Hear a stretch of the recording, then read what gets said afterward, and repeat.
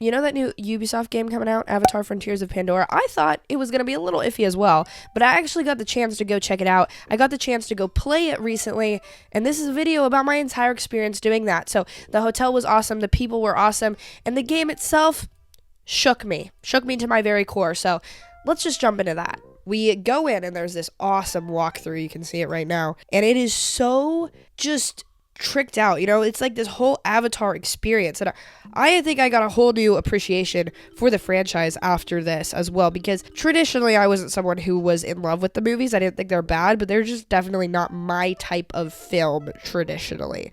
I can see why other people like them as well.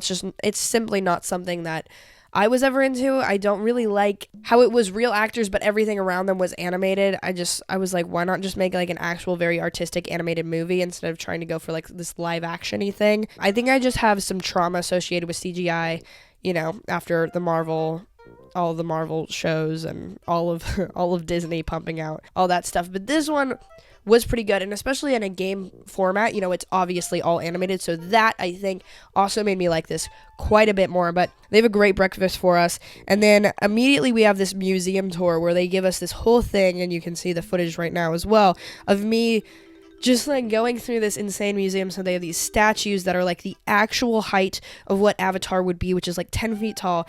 And it was just very funny because, I'm not 10 feet tall. Their toes are also weird. That was a weird thing. I guess I never really looked at the feet. I'm not a Quentin Tarantino myself, but that was bizarre. And then this whole area was very cool because it was filmed with a lot of just James Cameron memorabilia, right? So it had a bunch of his stuff, not only from Avatar, but also like the Terminator, Alien, Titanic, all this stuff that he's worked on.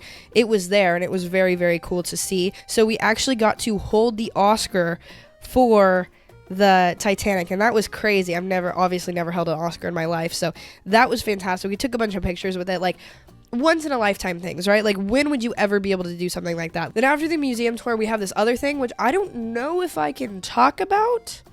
So I guess I just won't, because I don't want to get in trouble, because I want to go back to these things eventually. But that was also cool. And then we get into like the real reason why everyone's there, to play the game. And that was awesome. So we walk into this room, and it's just all these stations, and the stations are so damn cool. Like, I was shook. And I guess I'll throw it over to myself 30 minutes after playing the game, like how I felt about it. All right, Judge, you just got back from the demo. I did. I did. What was your first impression of kind of sitting down and playing the game? I went in not expecting a lot. Right. Like, fully. I just didn't think... Like, they talk about it in the panel, but, there's a lot of stigmas around licensed games. Games based off of big franchises traditionally are cash grabs, and they're not super innovative. But I feel like I was actually fairly pleasantly surprised, because when I actually sat down to play it, like, it was very much its own thing that just kind of uses that world, which I think is cool. It's sort of like the Spider-Man games, they tell their own story, but they're, like, still Spider-Man, which is, like, that tie-in there. So I think that's similar with this one. There's some things that I think were great. There's some things that I, am not, like, super fond of. But overall, I was pretty pleasantly surprised, I'd say. What do you have to say about the sort of the gaming mechanics of the game? The game mechanics? Yeah. The gameplay. How was that gameplay. For you? I was not expecting a first-person game. Like, when this was first announced, I very much thought it was going to be that Ubisoft third-person. And I think it's interesting that they've changed it up as much as they did here to be first-person, because that really differentiates it from the rest of the Ubisoft games. Like, it doesn't fall into the trap of being Assassin's Creed in Pandora, which I love. But I'm also a player who prefers third-person, usually, in platforming. So I think it's just something that I'm going to have to personally get used to. The only other really first-person game like this I've played and really enjoyed was Hi-Fi Rush, which most people do. Wait, no, not Hi-Fi Rush. It's like the Rick and Morty game. Oh, High on Life? High on Life. Yeah. So, like, the only real, like, enjoyable first-person game I've ever played was High on Life that, like, I finished. I've played Halo. I've dabbled in a lot of them. I've just never, like, super enjoyed them, but I think that this has the potential for me to like it because there also are third-person elements, like when you're riding on your Banshee and stuff like that. I think that the gameplay mechanics overall are very solid. There's nothing like that I would have done differently, really. And I think that they like use the world of Pandora very nicely, and they like blend together the stories and everything. So I guess mostly the thing I'm excited for in this game is probably just like how the story weaves back and forth with the gameplay, because they really drove that home in the panel interviews as well, talking about like how impactful the story is on the rest of this game. So I'm excited to see like what that means. And I'm excited to see like how the balance is, you know, because in a game you don't want it to be too heavily cinematic where it's like you're just kind of watching a movie almost, but you also don't want there to be no story, so you have like some sort of push. So I'm looking forward to seeing, I guess, how they balance those two.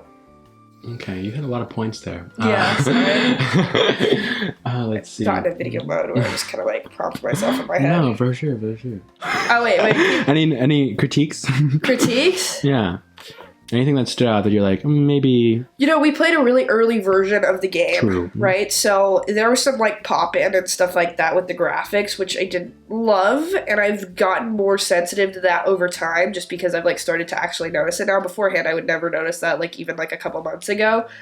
But I think that is just because it's such an early build. Like, they were saying, like, the developers call it, like, an ancient build. Like, now they have fully new, you know, versions of the game, and obviously that's what's going to get put out there. So I'm not super worried about stuff like that, but in the demo it was like a little bit jarring just to see that, because also this is playing on new gen hardware with the PS5, with like the Xbox Series X and stuff like that. So I'm excited to see like what that means. Like, are they going to take advantage of the hardware, or if it's going to be something like a lot of new games where it just kind of doesn't do shit with the hardware and it drives everybody crazy. And I guess the other thing, like the main hope I have for this game is that if it comes out and it's good and it runs well, I think it has potential to be a great game, and I think it has potential to be like widely adored. And if that does well enough, like I hope that would sort of take away the stigma that licensed games are shit, because, you know, like maybe we can make good licensed games. How was this whole experience? How was Oh yeah. Yeah, the whole experience has been something crazy. Big shout out to John for making this shit happen. Yeah. But it's been really cool. It's a very different experience, obviously, than I would have ever planned to have, or at least for like maybe a few 900,000 followers. Thank you, John. Appreciate it, John. But it's been a cool experience, and like I thought like making a video like this would be pretty cool, just so we can sort of document it, like show you guys like what we're doing. It's very different than what I would usually put out, and I honestly debated putting out a video about this, but I think that it's so cool and so once in a lifetime, why not document the whole thing, you know? Plus there's some really awesome footage of me in game working out, so that's really exciting.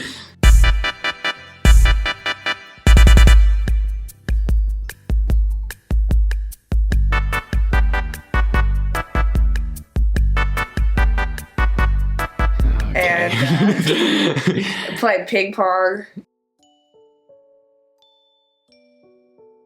Also, it's very different from what I usually do, right? It's not a Switch game, it's not even coming to the Nintendo Switch, so that's a whole other thing. But I was like, why put myself in a box? And yeah, I'm just very excited for this to come out December 7th.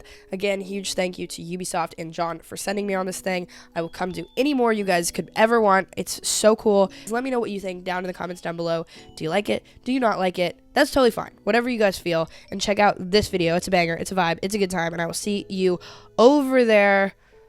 Thank you guys. I appreciate you a lot.